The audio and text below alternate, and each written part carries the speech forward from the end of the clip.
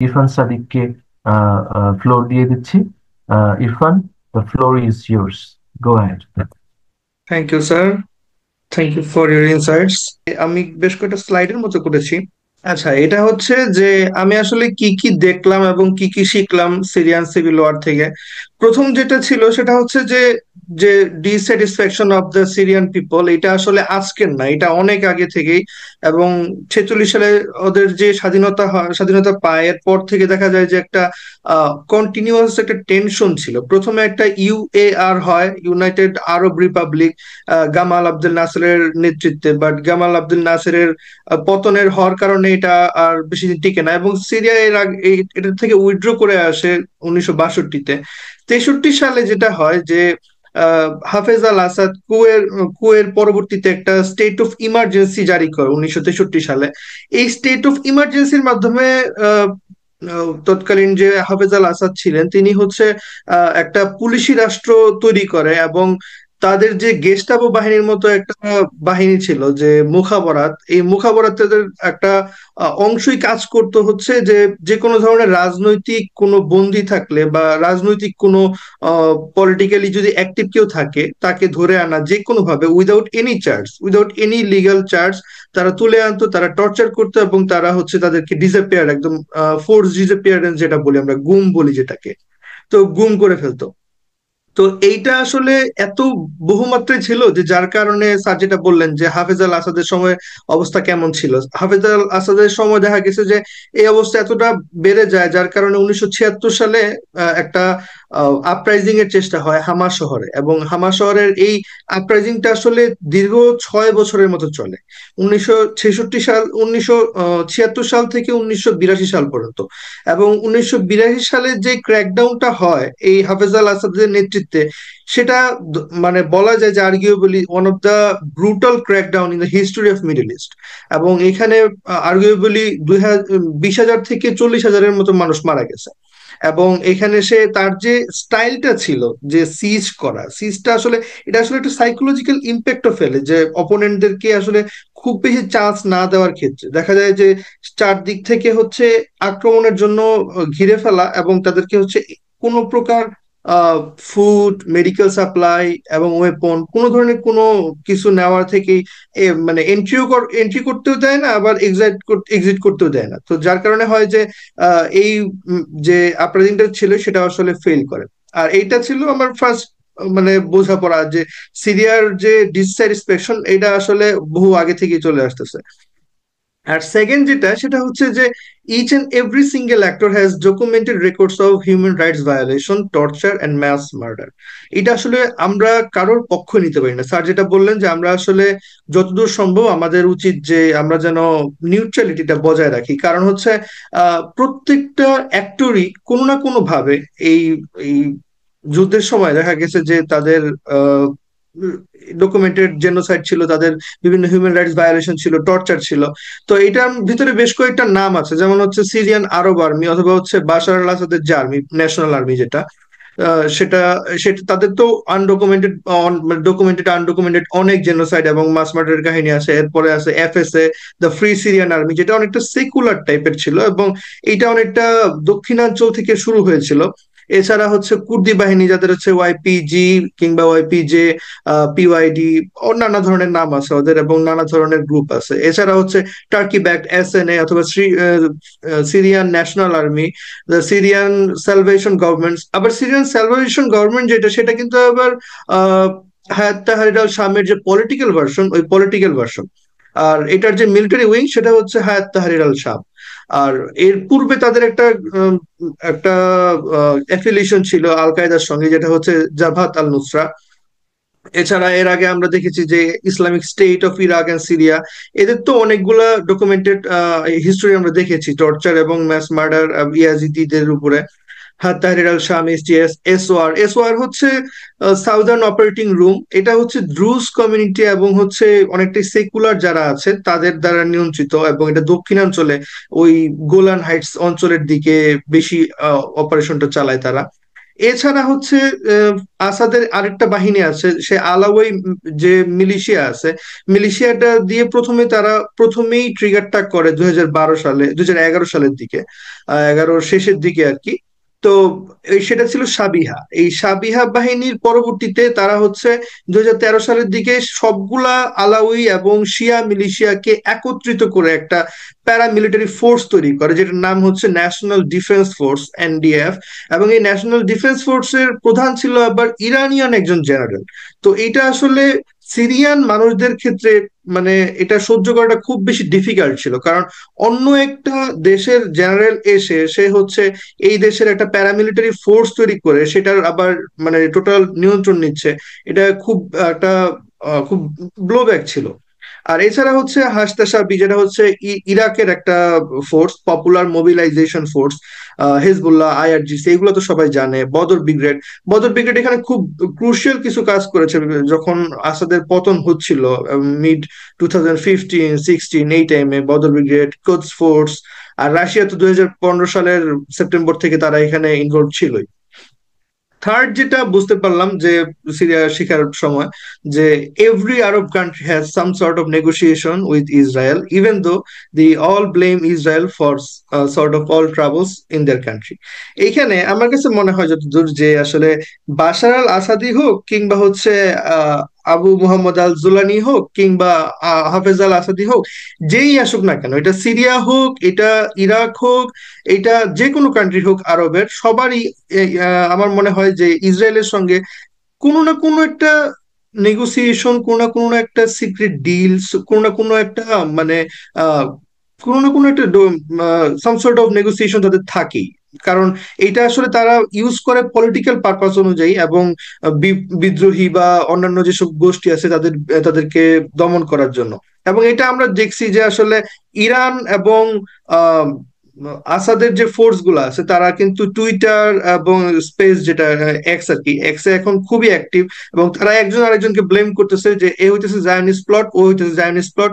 ইরানিয়ানরা বলতেছে যে আসাদ হইতেছে জায়নিস্ট প্লট, আবার আসাদের লোকজন, সরি, মানে আসাদের যারা আছে ইরানের লোকজন সহ তারা বলতেছে যে জোলানি হচ্ছে যে একটা জায়নিস্ট প্লট। আবার যারা হচ্ছে বিদ্রোহী গোষ্ঠীর পক্ষে কথা বলতেছে তারা বলতেছে যে আসাদ ছিল একটা জায়নিস্ট প্লট। তো আসলে সবাই সবাইকে ব্লেম করতেছে যে সবাই হচ্ছে জায়নিস্ট। তো এটা আসলে আমার কাছে মনে হচ্ছে, এটা একটা আমার নিজের পারসেপশন, যে হয়তো তাদের সবারই একটা না একটা নেগোসিয়েশন আছে। এবং আমরা দেখেছি যে সিরিয়ার এই ফলের পরে, এই দামেস্কের পতনের পরপরই আমরা দেখেছি যে এখানে আহ, আমরা অনেকগুলা সিক্রেট যেসব হেডকোয়ার্টার ছিল সেই সিক্রেট হেডকোয়ার্টার গুলাতে আক্রমণ চালাইতে। তো আমরা মোটামুটি বুঝতে পারি যে আসলে এখানে আহ মোটামুটি একটা ইন্টেলিজেন্স কাজ করছিল।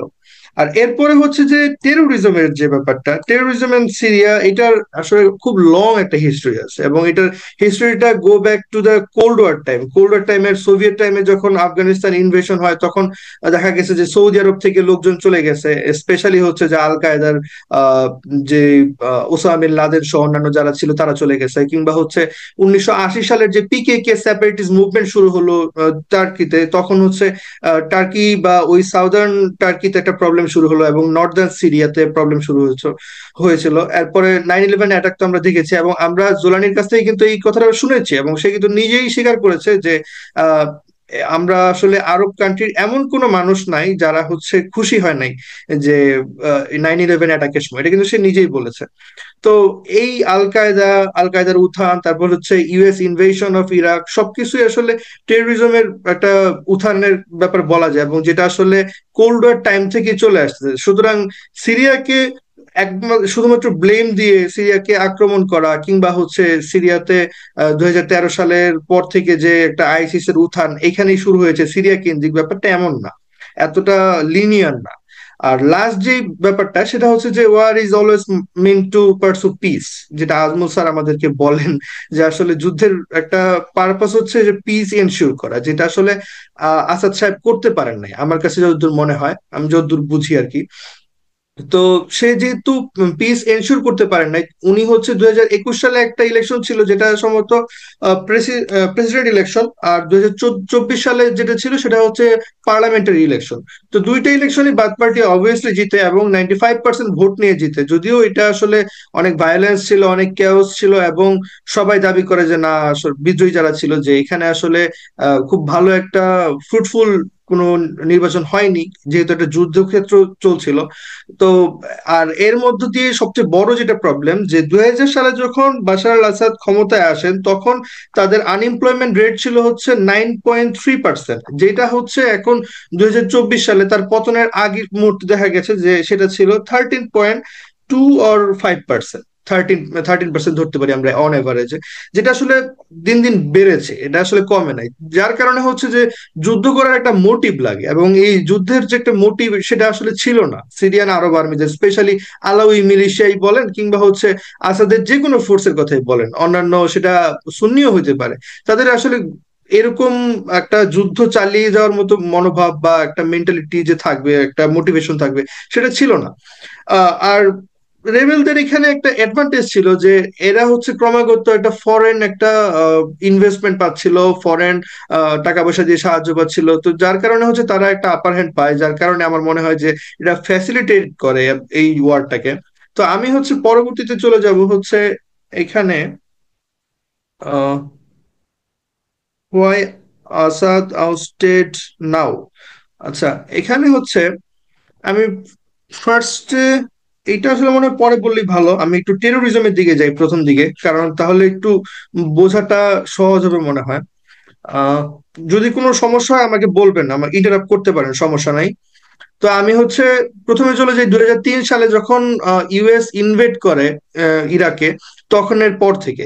তো উম, 2 মাসের মধ্যেই তারা হচ্ছে সাদ্দাম হোসেনকে তারা ওভারথ্রো করে ফেলে এবং হচ্ছে বেশ ব্যাপক ধ্বংসযজ্ঞ চালায়, এবং জর্জ ডাব্লিউ বুশ সে বলে যে মিশন অ্যাকমপ্লিশড। তো মিশন আসলে অ্যাকমপ্লিশড হয় নাই, যেটা আসলে আমরা পরবর্তীতে বুঝতে পারি। এবং তারা যেটা সবচেয়ে বড় একটা ফল্ট করে এবং সবচেয়ে বড় ব্লান্ডার করে, ফরেন পলিসি ব্লান্ডার বলা যায়, সেটা হচ্ছে যে তারা ইরাকি আর্মি, যেটা যেটা আসলে বাথিস্ট একটা সেকুলার আর্মি ছিল, যে সেটাকে তারা হচ্ছে ডিসব্যান্ড করে দেয় টোটালি, একটা আর্মিকে ডিসব্যান্ড করে দেয়, যার কারণে হচ্ছে বিভিন্ন মিলিশিয়া তৈরি হয় যারা হচ্ছে টোটালি হাইলি ট্রেন্ড এবং highly occupied with weapons and arms and weapons.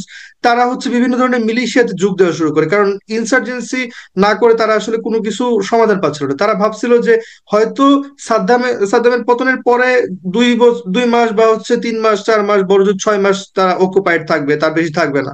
But যখন তারা বুঝতে পারলো যে না, তারা হচ্ছে দীর্ঘদিন যাবত এখানে অকুপাইড থাকবে, এবং ইউএসএ যেটা করে আরো একটা ক্লাউন একটা কাজ করে, সেটা ছিল হচ্ছে যে তারা একটা শিয়া ডমিনেটেড একটা ট্রানজিশনাল গভর্নমেন্ট তৈরি করে। এই যেটা আসলে হঠাৎ করে চলে আসলে একটা প্রবলেম তৈরি হয় একটা পাওয়ার ভ্যাকিউমে, কারণ হচ্ছে দীর্ঘদিন যাবত এটা একটা সুন্নি বাথিস্ট রেজিম ছিল, যেটা সিরিয়াতেও ছিল, লিবিয়াতে বা অন্যান্য যেসব আরব কান্ট্রি ছিল সব জায়গাতেই ছিল। তো এই বাথিস্টদের হঠাৎ করে উঠিয়ে দেওয়ার কারণে দেখা যায় যে এইসব প্যারামিলিশিয়া গ্রুপ গুলো তৈরি হয়, যেটার মাঝখানে প্রথমে একটা ছিল হচ্ছে ফেদায়েনে সাদ্দাম। এটা হচ্ছে 2003 সালের শেষ পর্যন্ত তারা কন্টিনিউ করে, এবং বেশ কয়েকটা কারে বম্বিং করে এবং বোমা ব্লাস্টিং এইসব কাজগুলো করে। এছাড়া হচ্ছে আনসার আল সুন্না 2004 পর্যন্ত অ্যাক্টিভ ছিল, এবং আনসার আল সুন্না অনেক বড় একটা রোল প্লে করছে। তারা হচ্ছে সাউদার্ন যেসব কার্ডিশ অঞ্চলগুলো ছিল সেই সব জায়গাতে মানে সুন্নিদের একটা ডমিনেন্স তৈরি করে। এবং এইটার পরবর্তীতে দেখা গেছে যে আমরা যে আজকের আব্বু মোহাম্মদ আল জোলানিকে দেখতেছি, উনি কিন্তু আসছিলেন প্রথমে হচ্ছে মুজাহিদিন শুরা কাউন্সিল ইরাক, সেখান থেকে। তার জন্ম সম্ভবত 1982-তে, এবং উনি হচ্ছে প্রথমবারের মতো যখন তার বয়স 18 বছর, তখন উনি হচ্ছে দেখেন যে সেকেন্ড ইন্তিফাদা শুরু হয় প্যালেস্টাইনে। যেহেতু প্যালেস্টাইনের সঙ্গে সিরিয়ার একটা বর্ডার শেয়ারিং আছে, তো ওই সেকেন্ড ইন্তিফাদা তাকে খুব বেশি ট্রিগার করে, এবং পরবর্তীতে দেখা গেল যখন 9/11 একটা ঘটনা ঘটে, 9/11-এর মধ্যে ঘটনা ঘটে, তখন সে মনে করে যে আসলে এই ইরাক যুদ্ধে তার এখানে যোগ দেওয়া উচিত, এবং ইরাক ইনভেশনের পরপর এখানে কিন্তু জিও পলিটিক্সটা একটু বোঝা উচিত। যেমন ইয়েমেনের যে হুতি বাহিনী যারা আছে, বদরুদ্দিন আল হুতি, তখন তারাও সেখানে বিদ্রোহ করছিল। তো মোটামুটি আরো ওয়ার্ল্ডটাই টোটালি তৎকালীন সময় খুব অ্যাক্টিভ ছিল, আমরা যদিও ওইভাবে দেখি না, বাট হচ্ছে সবাই মোটামুটি অ্যাক্টিভ ছিল। এবং সে সেখানে গিয়ে হচ্ছে মুজাহিদিন শুরা কাউন্সিলে যোগ দেয়, এবং 2003 থেকে 2004 সাল পর্যন্ত এই মুজাহিদিন শুরা কাউন্সিল অ্যাক্টিভ ছিল। এবং 2004 সালে এই মোট 6টা সুন্নি গ্রুপ, তারা হচ্ছে ইনসার্জেন্সি গ্রুপ, তারা হচ্ছে একটা মোটামুটি একটা কোয়ালিশনে আসে, এবং আবু মুসাব আল জারকাউই, যাকে বলা হয় যে আসলে সবচেয়ে বেশি খুব নটোরিয়াস একজন জিহাদি, বা যাই বলেন না কেন, অবশ্যই জিহাদি আমার কাছে মনে হয়। এবং সে হচ্ছে deliberately killing the Shias, sparking a Shia Sunni civil war in Iraq in back in 2004। সে এই কাজগুলো শুরু করে, এবং এই যে বিহেডেড, এবং অনেক জায়গায় বিহেডেড, তারপরে হচ্ছে মসজিদে আক্রমণ করা, শিয়াদের যেসব শ্রাইন আছে শ্রাইন গুলোতে আক্রমণ করা, এগুলো শুরু করে। যদিও হচ্ছে ওসামা বিন লাদেন তাকে হচ্ছে অ্যাপয়েন্ট করে ইরাকে রিপ্রেজেন্ট করার জন্য, যে AQI বা আল কায়দা ইন ইরাক রিপ্রেজেন্ট করার জন্য, কিন্তু তার কার্যক্রমে তারা মানে মেইন যে সেন্ট্রাল কমান্ড ছিল আল কায়দার, তারা কিন্তু খুব একটা খুশি ছিল না। এবং 2005-এ আপনারা একটু খোঁজ করলে পাবেন যে আহ আহ ওসামা বিন লাদেন, তারপর হচ্ছে আয়মান আল জাওয়াহিরি, তারা কিন্তু অনেকগুলো চিঠি দিয়েছিল। তারা কিন্তু বলেছিল যে আসলে আপনারা এই টাইপের কাজকর্ম থেকে সরে আসেন, আপনারা হচ্ছে অর্ডিনারি শিয়াদেরকে আক্রমণ করা থেকে সরে আসেন, যেটা আসলে তারা মানে আবু মুসাব আল জারকাউই করে নাই। এবং পরবর্তীতে দেখা গেছে যে 2005-এ আবু মুসাব আল জারকাউই তার উপর একটা কোয়ালিশন তৈরি হয় ইরাকে, এবং সুন্নিরাই, যারা আসলে মোটামুটি একটু সেকুলার এবং মডারেট যারা ছিল, তারা আসলে অনেকটাই বিরক্ত হয়ে যায় এই টাইপের শিয়া সুন্নি কনফ্লিক্টের জন্য, কারণ কেউই আসলে এরকম ডিস্টেবিলাইজেশন চায় না ইরাকে। এবং তারা একটা ইউএস এর একটা ফিল্ড জেনারেলের মাধ্যমে তারা একটা প্যাক্ট করে, যেটার নাম হচ্ছে আল শারওয়া, বা এটাকে বলে দা অ্যাওয়েকেনিং। তো দা অ্যাওয়েকেনিং এর মাধ্যমে তারা হচ্ছে লোকাল একটা জয়েন্ট মিলিটারি অপারেশন তৈরি করে, এবং সেটার মাধ্যমে তারা গ্রাউন্ড একদম ডোর টু ডোর তারা হচ্ছে অপারেশন ক্লিনিং করা শুরু করে, যে কোথায় আল কায়দা আছে, আল কায়দার বাড়ি কোথায় কোথায় তারা অপারেট করতেছে, সবাইকে খুঁজে বের করে। তো সেই সময়টাতে 2006 সালে দেখা যায় যে ইউএসএ তো এয়ার স্ট্রাইক শুরু করে, এবং এয়ার স্ট্রাইকে হচ্ছে বাকুবাতে, ইরাকের বাকুবাতে আবু মুসাব আল জারকাউই সে মারা যায়। এবং আবু মুসাব আল জারকাউই মারা যাওয়ার পর পর তার ডেপুটি যে ছিল, মানে মুজাহিদিন আল শুরার ডেপুটি ছিল হচ্ছে আবু মুহাম্মদ আল জোলানি, এবং উনাকে ধরা হয় 2006 সালে। এবং উনি কিন্তু আহ আবু গারিব প্রিজনেও ছিলেন, এবং হচ্ছে আলবুকা ডিটেনশন ফ্যাসিলিটি যেটা ছিল সাউদার্ন ইরাকে, সেখানে উনি ছিলেন। তো সেইখানে গিয়ে তিনি হচ্ছে আরো রেডিক্যাল এক্সট্রিমিস্টদের সঙ্গে তিনি যোগাযোগ করেন, এবং সেখানে মানে তাদের একটা যোগাযোগ স্থাপন হয়, এবং বিভিন্ন ধরনের যেটা হচ্ছে যে লয়ালিস্ট বাদ বাদ পার্টি যারা লয়ালিস্ট যারা ছিল, ওদের সঙ্গে তাদের একটা যোগাযোগ হয়। তো সেইখানে গিয়ে তারা আরো বেশি রেডিকালাইজড হয়, এবং আরো এত বেশি রেডিকালাইজড হয় যে পরবর্তীতে ওইখান থেকেই আমরা আসলে আইএসএস এর উত্থানটা দেখি, যে সেখানে আসলে অনেক সেকুলার লোকজন, অনেক নিরপরাধ লোকজন যারা বিনা কারণে টর্চার্ড হয়েছে, এবং এগুলার আবু গারিবের অনেক আমরা ডকুমেন্ট কিন্তু আমরা দেখেছি, আমরা গুগল করলে আমরা এগুলো পাই। সেখানে হচ্ছে আবু মুহাম্মদ আবু বকর যে ছিলেন বাগদাদি, ওই বাগদাদির সঙ্গে তার যোগাযোগ হয়, এবং বাগদাদি পরবর্তীতে হচ্ছে বের হয়ে 2010 সালে সে অ্যানাউন্স করেন যে আমরা হচ্ছে এই টোটাল আল কায়দা ইন ইরাক AQI কে আমরা ট্রান্সফার করে ISI তৈরি করব। এবং ISI এর একটা মোটামুটি একটা খসড়া কিন্তু আবু মুসাব আল জারকাউই দিয়ে গিয়েছিলেন। সেটাও কিন্তু আমরা মোটামুটি মানে এটার সবকিছু আসলে ডকুমেন্টেশন পাওয়া যায় আসলে খোঁজ করলে, ইরাকে এগুলা অনেক কিছু আছে। আমি মনে হয় আগে দেখেছিলাম, বাট এখন আমার কাছে নাই। বাট 2006 মোটামুটি ISI এর একটা খসড়া চূড়ান্ত হয়ে যায়। আর এটা টোটাল ইমপ্লিমেন্টেশনটা হয় 2010 সালে, যখন বাগদাদি এটা থেকে বের হয়ে আসেন। এবং বাগদাদি হচ্ছে তখন দেখতেছিলেন যে আসলে সিরিয়াতে যখন 2011 সালে এই একটা মোটামুটি আপরাইজিং তৈরি হচ্ছে, তখন হচ্ছে জোলানিকে বলেন যে আপনি ওই সিরিয়ার অংশটা আপনি দেখাশোনা করেন, এবং ওইদিকে পাঠানোর ট্রাই করেন। তো জোলানি চলে যান হচ্ছে তার যে দেশ, হোমল্যান্ড সিরিয়াতে, আর বাগদাদি এদিকে ট্রাই করেন যে ইরাকের যে অংশগুলো আছে সেই অংশগুলোতে সে বিভিন্ন প্রিজন গুলাতে সে আক্রমণ শুরু করে। সে প্রিজন গুলোতে বিভিন্ন জায়গায় আক্রমণ করে হচ্ছে যেসব র্যাডিক্যাল যারা হয়ে গেছে অলরেডি এবং যাদের নেটওয়ার্কটা হয়ে গেছে, সেই নেটওয়ার্ক গুলো থেকে ওই পলিটিক্যাল যেসব এনিমি যারা ছিল এই কোয়ালিশন সরকারের, ইউএস অকুপাইড সরকারের, তাদের সেগুলোকে বের করে আনেন। এবং এই ক্রমাগত এই কারাগারে আক্রমণের মাধ্যমে সে হচ্ছে টোটাল একটা ম্যাসিভ আর্মি তৈরি করে। এত ম্যাসিভ আর্মি ছিল যার কারণে সে হচ্ছে একটা ব্রাঞ্চ সে সিরিয়াতে পাঠায়, আরেকটা ব্রাঞ্চ সে ইরাকে রাখে, দুইটা ডাবল ব্রাঞ্চ তার তৈরি হয়ে যায়। এবং পরবর্তীতে যেটা হয় যে আমরা দেখি যে 2012 সালের জানুয়ারি মাসে আহ, নতুন একটা ব্রাঞ্চ তৈরি হয় যেটার নামটা দেওয়া হয় জাভাত আল নুসরা ফ্রন্ট। আর এইটা হচ্ছে টেরোরিজমের একটা মানে কি বলা যায় যে বেসিক আলাপ আর কি, প্রথম দিককার ঘটনা বললাম।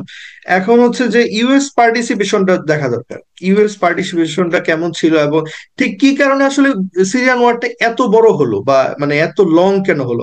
আমার কাছে যতদূর মনে হয় যে ইউএস পার্টিসিপেশনটা যদি সঠিকভাবে হইতো এবং ওরা যদি আরো আগে এখানে কনফ্লিক্টে জয়েন করতো, আমার মনে হয় না এটা এত দূর পর্যন্ত গড়াইতো, এত বড় একটা ব্লাডি সিভিল ওয়ার হইতো বলে আমার মনে হয় না। কারণ হচ্ছে ইউএস এর প্রবলেম ছিল তারা হচ্ছে অলরেডি এঙ্গেজ ছিল আফগানিস্তানে, তারা ইরাকের, এই যে বললাম ইরাকে অলরেডি তারা ওইখানে এঙ্গেজ ছিল। এবং ইরাকে তৎকালীন সময়ের যে অবস্থা এটা একটু বোঝা দরকার যে 2010 সালে তখন হচ্ছে প্রিজন গুলাতে আক্রমণ হচ্ছে একে, দ্বিতীয়ত হচ্ছে শিয়া সুন্নি একটা সিভিল ওয়ার চলতেছে। আমি কিন্তু শুধু সুন্নি যেসব টেরোরিস্ট অর্গানাইজেশন আছে সেগুলোর কথা বললাম, কিন্তু শিয়া যেগুলো আছে সেগুলো কিন্তু বাদই গেছে। শিয়ারা আরো বেশি খুব বেশি অ্যাট্রাক্টেড ছিল, কারণ তারা হচ্ছে ইরানের কাছ থেকে তারা ফান্ডিং পাইতো, অস্ত্র অর্থ দিয়ে বিভিন্ন ধরনের ফান্ডিং পাইতো। এবং ইরানের এত ফান্ডিং ছিল যার কারণে হচ্ছে যে এই সিভিল ওয়ারটা 2013 সাল পর্যন্ত কন্টিনিউ করে এবং ডেথ টোল এমন পর্যায়ে চলে আসে যার কারণে আইএস এর উত্থানটা আরো বেশি ফ্যাসিলিটেট হয় আমার কাছে যতদূর মনে হয়। তো এই এইখানে ইউএস এর রোলটা খুবই মানে ডিফিকাল্ট ছিল, ইউএসএ না আসাটা একটা বড় ব্যর্থতা আমার কাছে মনে হয়, হিউজ বিট্রেয়াল বলা যেতে পারে। তো ইরাক, তারপর লিবিয়াতে মুয়াম্মার গাদ্দাফির সময়টা আমরা দেখেছি যে মুয়াম্মার গাদ্দাফি কিন্তু তিউনিসিয়াতে যখন আরব স্প্রিং শুরু হলো তখন থেকে কিন্তু তিনি ভোকাল ছিলেন। তিনি কিন্তু প্রথম থেকে বলতেছিলেন যে আসলে এটা আসলে ডিস্টেবিলাইজ করার একটা পায়তারা, এছাড়া আর কিছুই না। পশ্চিমারা ট্রাই করতেছে ফুল মিডল ইস্টকে একটা ডিস্টেবিলাইজ করার জন্য, এবং তিনি স্ট্রংলি কন্ডেম করছেন। এবং পরবর্তীতে তিনি কিন্তু প্রথম ভিকটিমটা হন, যার কারণে দেখা গেছে যে অক্টোবর মাসের দিকে ন্যাটো ব্যাক রেবেল গুলো তাকে ধরে এবং তাকে হচ্ছে সরাসরি কিলিং করে। তো এটা 2011 সালের কাহিনী। 2011 সালের অক্টোবরে তখন কিন্তু ইউএসএ তখন পর্যন্ত সিআইএ ব্যাক রেবেল দিয়ে হচ্ছে আফগানিস্তানে একে তো তারা যুক্ত, ইরাকে যুক্ত, লিবিয়াতে যুক্ত, এবং তারা সোমালিয়াতেও তারা বিভিন্ন অপারেশন চালাইতেছিল। তো তারা হচ্ছে ওবামা অ্যাডমিনিস্ট্রেশন খুব বুঝে উঠতে পারতেছিল না যে আমাদের কি এখন সিরিয়া ওয়ারে পার্টিসিপেট করাটা উচিত হবে কি হবে না, এবং এখানে কি অন্যান্য ইন্টারন্যাশনাল প্লেয়ার যারা আছে তারা কি বাধা দিবে কি দিবে না। কারণ অলরেডি লিবিয়াতে যখন হয়েছে তখন রাশিয়া কিন্তু ইন্টারভেন করে না, এবং রাশিয়া এখান থেকে মানে টোটাল নিউট্রাল ছিল, এবং নিউট্রাল থাকার কারণে তারা খুব ইজিলি মুয়াম্মার গাদ্দাফিকে বের করতে পারছে। তারপর ইজিপ্টেও একই অবস্থা হয়েছে। আহ আর অন্য একটা ব্যাপার যেটা ছিল যে প্রথমে ফ্রি যখন আপরাইজিংটা শুরু হয় দাঁড়াতে দাঁড়াতে, কয়েকটা ছাত্র মিলে হচ্ছে বলছিল যে এই হচ্ছে ডক্টর তোমার এখন যাওয়ার পালা, যেটা আসলে খুব আর্লি টাইমের, মার্চ মার্চ 2011-এর টাইমের। এবং এটা পরবর্তীতে আস্তে আস্তে প্রায় 7 মাস গড়াইলো। তারপরে হচ্ছে 2012 সালের শুরুর দিকে দেখা গেল যে আল কায়েদার একটা ব্রাঞ্চ চলে আসলো এখানে। এইটা যখন আসলো তখন হচ্ছে বাশার আল আসাদ একটা স্কোপ পেয়ে গেলেন যে আসলে এখানে যদি আল কায়েদার একটা প্রেজেন্স থাকে তাহলে তো আমি পশ্চিমাদেরকে দেখাইতে পারি যে আসলে এখানে তো আল কায়েদার প্রেজেন্স আছে, তো আমি হচ্ছে একমাত্র লোক যে হচ্ছে এইটা সামলাইতে পারি, আমার কোনো বিকল্প নাই। তো সে মোটামুটি এই টাইপের একটা চেষ্টাতে দেখা গেছে যে বিভিন্ন যেসব প্রিজনার ছিল, তার তো অলরেডি একটা পুলিশি রাষ্ট্র, সে 1963 সাল থেকে একটা পুলিশি রাষ্ট্র চালা আসছে তার বাবা। তো সেখান থেকে সে হচ্ছে যে করলো কি যে বিভিন্ন ধরনের এই পলিটিক্যাল প্রিজনার, বিভিন্ন রেডিক্যাল যারা আছে এবং টেরোরিস্ট যারা আছে, এই জিহাদিদেরকে তারা হচ্ছে বের করে দিল এবং তারা হচ্ছে ফ্রি সিরিয়ান আর্মির সঙ্গে এদেরকে মিক্স করে দিল।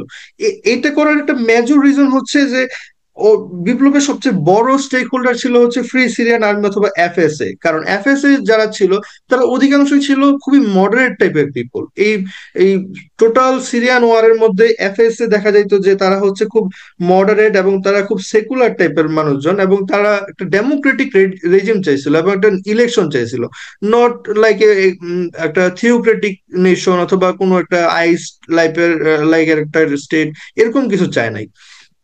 তো এই কারণে তারা হচ্ছে সবচেয়ে বড় একটা টার্গেটে পরিণত হয় বাশার আল আসাদের।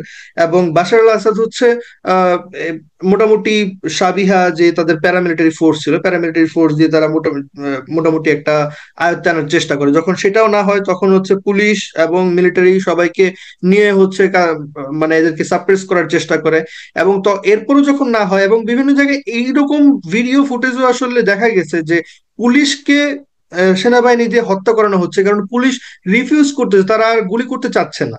তারা আর কোনোভাবেই ইনোসেন্ট মানুষ যারা হচ্ছে একটা মোটামুটি একটা আপরাইজিং তৈরি করে একটা ডেমোক্রেটিক রেজিম চায়, যে এটার বিরুদ্ধে আসলে কেউ আসলে গুলি করতে চাচ্ছিল না বেশিরভাগ মানুষই। তো এই কারণে হচ্ছে সে পুলিশ কিংবা হচ্ছে অন্যান্য যেসব সিকিউরিটি ফোর্স আছে তাদের উপর একটা মোটামুটি হত্যাযজ্ঞ চালায়। তো এই সবকিছু মিলায় অবস্থা এত বেশি বাজে হয় যে তার আসলে এক্সটার্নাল ফোর্স ছাড়া তার কোনো উপায়ই ছিল না যে মানে এখানে সার্ভাইভ করার মতো। 2012 সালের শুরুর দিকে ইরান তার বিএফএ একটা ফোর্স হিসেবে গ্রাউন্ডে চলে আসে এবং 90%, সরি 90,000 তাদের ট্রুপস চলে আসে। তো এর পরবর্তীতে 2013 সালে যেটা হয়, 13 সালে হেজবুল্লাহ এখানে ইনভলভ হয়ে যায়, এবং 13 সালে দেখা যায় যে আহ, এইখানে যখন আগস্ট মাসে প্রথম কেমিক্যাল ওয়েপন ইউজ করা হয়, সেক্ষেত্রে আহ, ওবামা বলতেছিলেন যে আসলে আসাদ হচ্ছে একটা রেড লাইন ক্রস করে ফেলছে এবং আমাদের এখানে পার্টিসিপেট করতে হবে। তো এই সময়টাতে আসাদ যেটা করে, জীবনে সবচেয়ে বড় একটা বাজি করে, যে সে হচ্ছে রাশিয়ার সঙ্গে যোগাযোগ করে এবং রাশিয়া হচ্ছে তার বিএফএ 72 ঘন্টার মধ্যেই একটা ডিল করে যে সে হচ্ছে এই ব্যাপারগুলো দেখবে। এবং তার মাধ্যমেই কিন্তু ইউএস কিন্তু এখান থেকে সরে আসে, এবং ইউএস এর পক্ষে এই মূল যে কোর ফ্রন্ট ছিল এফএসএ কে ব্যাকআপ দেওয়া সম্ভব হয় নাই। এবং পরবর্তীতে দেখা গেল যে 2014 সালে যখন আইসিস এর উত্থান হলো, আইসিস এর উত্থান হওয়ার পরবর্তীতে ইউএসএ তখন একটা নতুন রোল প্লে করা শুরু করলো, যে আমি তো হচ্ছে মেইন প্রক্সি প্লেয়ারদেরকে আমরা হেল্প করতে পারছি না, তো আমরা হচ্ছে একটা সেকেন্ড হ্যান্ড অপশন যারা আছে, যারা হচ্ছে কুর্দি ফোর্স, ওদেরকে আমরা হচ্ছে সাপোর্ট দেওয়া শুরু করি।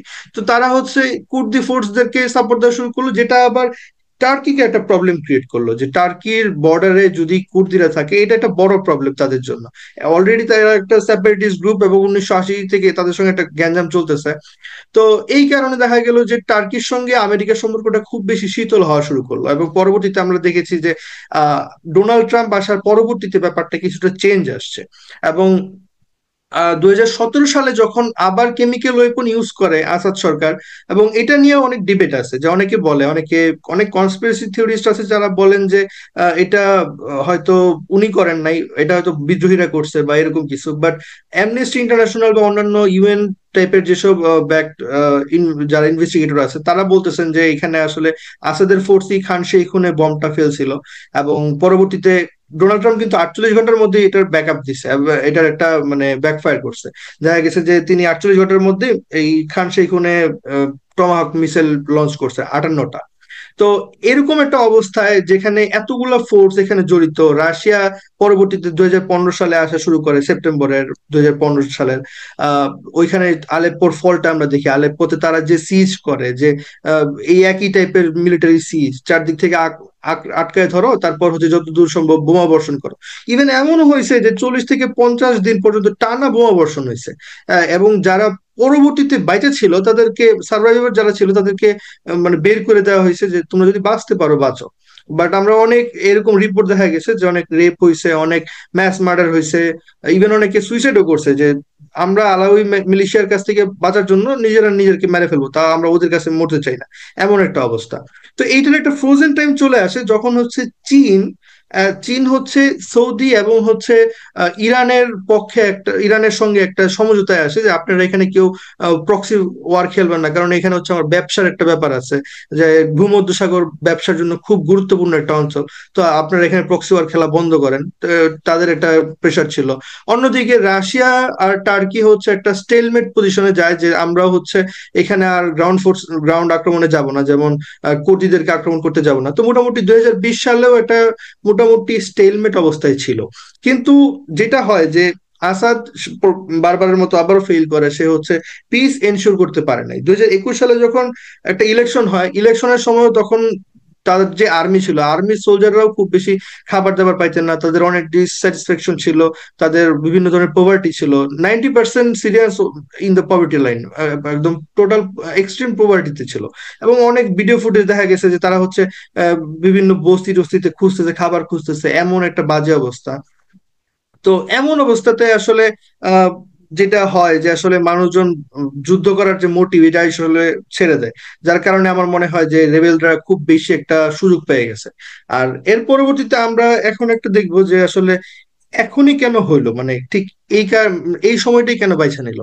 Assad didn't take the part in Russia-backed mediation with Turkey in rebel. After 2021, Assad arrogantly said Turkey must back off its troops along with SNA. There will be no compromise. তো আসাদ হচ্ছে এত কিছুর পরেও সে arrogancy ছাড়তে পারে নাই, সে হচ্ছে মিডিয়েশনে যোগ দেয় নাই, এবং সে বলছিল যে টার্কি ব্যাক যতগুলো মিলিশিয়া আছে সবাইকে আসলে ব্যাক করতে হবে, নাহলে আমি হচ্ছে কোনো ডিলেই যাব না, আমি টার্কির সঙ্গে কোনো ডিলে যাব না। কিন্তু টার্কি কিন্তু অ্যাসার্টিভ ছিল, টার্কি কিন্তু তার সঙ্গে মিডিয়েশনে যাওয়ার জন্য প্রস্তুত ছিল, যেটা একটা খুব বড় ব্লো ব্যাক ছিল। এবং টার্কি পরবর্তীতে ফরেন পলিসি শিফটিং এর ক্ষেত্রে মনে হয় আমার এটা একটা বড় আহ একটা রোল প্লে করছে। টার্কি তো রেবেলদের এইডিং করতেছিল 2011 থেকে, এটা জানা কথা। এবং এখনো করতে, এই সময় যে আক্রমণটা হইলো এটার পিছনেও টার্কির যে ইন্টেলিজেন্স আছে ওদের একটা হাত আছে বলে সবাই ধারণা করতেছে। এবং আসাদের একটা বড় প্রবলেম ছিল যে আসাদ হচ্ছে ফরেন পাওয়ারদের উপর খুব বেশি নির্ভরশীল ছিল। তার সিরিয়ান যে গ্রাউন্ডে তার লোকজন খুব বেশি অ্যাক্টিভ ছিল না, এবং সে এমন জায়গায় আছে যেসব জায়গায় হচ্ছে সে রেবেল যারা ছিল তাদেরকে টাকার বিনিময়ে সে বলছিল যে আপনি হচ্ছে আমাদের এই টাউন গুলা ঠিক করে রাখবেন, বা হচ্ছে এইগুলা চেক পয়েন্ট গুলো দেখবেন। তো রেবেল যারা ছিল তারা জাস্ট টাকার জন্য, জাস্ট বাঁচার জন্য হচ্ছে এগুলা কাজ করতো। বাট তারা কেউই আসলে আসাদ রেজিমকে মেনে নেয় নাই, ফ্রোজেন টাইম হোক আর যাই হোক, তারা কেউই মেনে নেয় নাই। তো এটা একটা ট্রিগারিং পয়েন্ট ছিল যে তারা অবশ্যই সবসময় একটা খুঁজতেছিল যে কোন স্কোপে তারা আসলে বের হইতে পারে বা আসাদ রেজিমের কাছ থেকে বের হয়ে আসতে পারে। আর ইরাক, আমরা তো আসলে জানি যে ইউক্রেন ওয়ার 2022-এর পর থেকে, তারপর হচ্ছে লেবানন ব্যস্ত হয়ে গেল এই October 7 হামাস অ্যাটাকের পর থেকে। সব মিলে হচ্ছে ইরানও এখানে ইসরায়েলের সঙ্গে একটা প্রথমবারের মতো দেখা গেল যে একদম টোটাল ডিরেক্ট কনফ্লিক্টে জড়ায় গেল, এবং ডিরেক্ট এঙ্গেজমেন্ট চলে আসছে এদের মধ্যে। তো সব মিলায় হচ্ছে তার যে এক্সটার্নাল ফোর্স যেগুলো ছিল, হিজবুল্লাহ বা আইআরজিসি, কার্স ফোর্স বা রাশিয়ান এয়ার পাওয়ার, কেউই আসলে তেমন বেশি ইফেক্টিভ না। তো সব মিলায় হচ্ছে দেখা যাচ্ছে যে তার মানে একটা পতন মোটামুটি সুনিশ্চিত ছিল। আর যেটা আবারও বললাম যে আসলে 90% Syrian war under the poverty lines, মানে সবাই খুব গরিব একটা অবস্থায় ছিল স্যাংশনের কারণে, যার কারণে আসলে এই আসাদের পক্ষে এখন যুদ্ধ চালানো কোনোভাবেই সম্ভব না। এই কারণে দেখা গেছে যে আসলে তার পতনটা খুব বেশি ত্বরান্বিত হয়েছে। বাট এখন হচ্ছে লাস্টলি আমি যেটা বলবো এখানে হচ্ছে আমার কিছু স্পেকুলেশন, বা আমার হচ্ছে কয়েকটা আমার নিজের যেটা মনে হয় যেটা হয়তো আগামীতে হইতে পারে, সেইটা একটু দেখানোর চেষ্টা করতেছি লাস্টলি।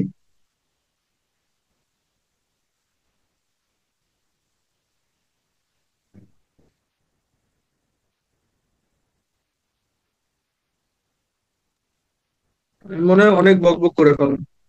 হ্যালো। Hello sir. হ্যাঁ রাজিন, হ্যাঁ, you can carry on. I think you can finish it, and then we'll get the questions. Okay, and then you need to answer some question, I guess. Okay. ওকে, আমার বেশি বাকিও নাই, আমি হচ্ছে আমার কিছু speculation বলবো যেটা আসলে আমার কাছে মনে হচ্ছে যে হয়তো হতে পারে।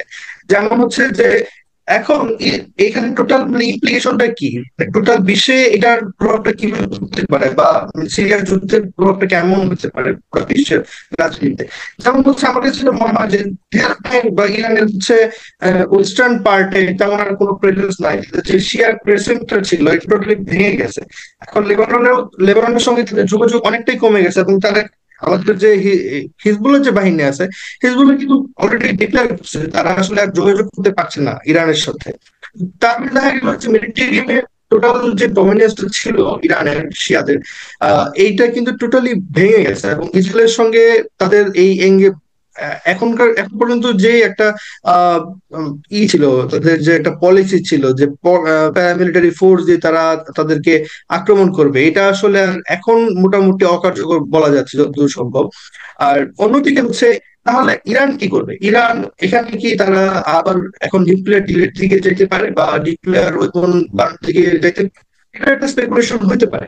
কারণ হচ্ছে তার পক্ষে এখন এখন যদি আহ, ইসরায়েল তাকে আক্রমণ করে, তার কিন্তু অবস্থা খুবই ডিফেন্সলেস। তো এবং তার রেডার সিস্টেম যেটা ছিল যে কাইসুন কাইসুন পাহাড়ে, এই কি বলে এটাকে, গোলান হাইটসের কাইসুন পাহাড়ে, সেটাও ধ্বংস হয়ে গেছে, এবং 400-র উপরে হচ্ছে তারা হিট হয়েছে এই সিরিয়াতে। তো যার কারণে হচ্ছে তাদের অবস্থা খুবই নড়বড়ে। তো এই কারণে তারা নিউক্লিয়ার দিকে যাইতে পারে, এটা একটা বিষয়। কিন্তু এর আগে হয়তো একটা এম্বার্গো আসতে পারে, এম্বার্গো বা স্যাংশন আসতে পারে। স্যাংশন আসলে তাদের যে প্রবলেমটা সেটা হচ্ছে যে স্ট্রেট অফ হরমুজ এর ক্ষেত্রে আমরা দেখি যে এই চোখ পয়েন্টে যদি তারা কোনোভাবে স্যাংশন সম্মুখীন হয়, সেক্ষেত্রে তারা কিন্তু টোটাল বাণিজ্যই কিন্তু তারা প্রবলেমে পড়বে। এবং তাদের যে তেল বাণিজ্য, এবং স্পেশালি আমরা যেটা দেখি যে এখন বর্তমানে ইদানিং কথা উঠতেছে যে দ্য গ্যাংস অফ ফোর, বা রাশিয়া, ইরান, চায়না এবং নর্থ কোরিয়া, এদেরকে গ্যাংস অফ ফোর বলা হয়েছে। তো এই এই জায়গাটা কিন্তু disrupted হবে। তাদের যে সাপ্লাই চেইন, তাদের যে এখানে ইমপ্লিকেশনটা, এই তাদের যে সাপ্লাই রুটটা, এটা কিন্তু আহ, মোটামুটি বন্ধ হয়ে যেতে পারে, কারণ যদি এখানে একটা স্যাংশন পড়ে। তো এইটা একটা খুব পসিবল একটা আউটকাম হতে পারে। এবং একই সাথে এইটা আহ, যদি যদি এটা একটু মনে হয় বাড়াবাড়ি হয়ে যায় বলা, তারপর আমার কাছে মনে হয় যে এটার একটা মিডিয়েশন বা একটা কি বলে একটা মিডিল পয়েন্ট হতে পারে হচ্ছে বাংলাদেশের বে অফ বেঙ্গল। কারণ হচ্ছে এই ইউএস এর যে টোটাল পৃথিবীব্যাপী যে তাদের গ্র্যান্ড স্ট্র্যাটেজিতে এখন টোটাল বলা যায় যে আন্দামান অঞ্চল, তারপর হচ্ছে প্যাসিফিক রিজন, এই অঞ্চলটা খুবই গুরুত্বপূর্ণ। এবং যদি ইরান চায় যে আসলে সে এরকম ওই ইসরায়েল বা হচ্ছে সিরিয়ান অঞ্চল দিয়ে তারা যদি ওরকম কোনো ব্যবসা বাণিজ্য না করতে পারে, তারা অবশ্যই এদিকে আসার চেষ্টা করবে, প্রাচ্যে আসার চেষ্টা করবে। এবং প্রাচ্যে আসার চেষ্টা করলে হয়তো তারা আবার এই স্যাংশনের মুখোমুখি করতে হবে। সেক্ষেত্রে আমরা হয়তো সামনের দিনে দেখতে পারি যে স্ট্রেট অফ মালাক্কা, সেখানে একটা প্রবলেম হতে পারে, যেহেতু এটাও একটা চাইনিজ শিপিং রুট। চায়নার সঙ্গে যেহেতু ইরানের একটা ভালো সম্পর্ক আছে, এবং মোটামুটি আমরা বাণিজ্য করে দেখি। তো এইটা একটা চোখ পয়েন্ট হচ্ছে, স্ট্রেট অফ হরমুজ যেটা আছে, স্ট্রেট অফ হরমুজ একটা পয়েন্ট। এই হচ্ছে মোটামুটি টোটাল সামারি বলতে পারে। থ্যাংক ইউ ইরফান, ইরফান সাদিক, চমৎকার আলোচনা করলো। আহ নিশ্চয়ই আমরা সবাই খুব বেনিফিটেড হলাম। সিরিয়ান ক্রাইসিসের উপরে এতটা কম্প্রিহেন্সিভ অ্যানালিসিস আমরা খুব কমই শুনেছি, টু বি অনেস্ট। তো I'd like to thank Irfan specially for this. এত ইনফরমেশন ইরফান এখানে নিয়ে এসছে, কয়েকটা স্লাইডের মধ্যে উপস্থাপন করেছে। এটা আসলেই অ্যামেজিং। এবং আমি এটা মোটেই বাড়িয়ে বলছি না, সত্যি সত্যি ইরফান আসলে ধন্যবাদ পাওয়ার যোগ্য।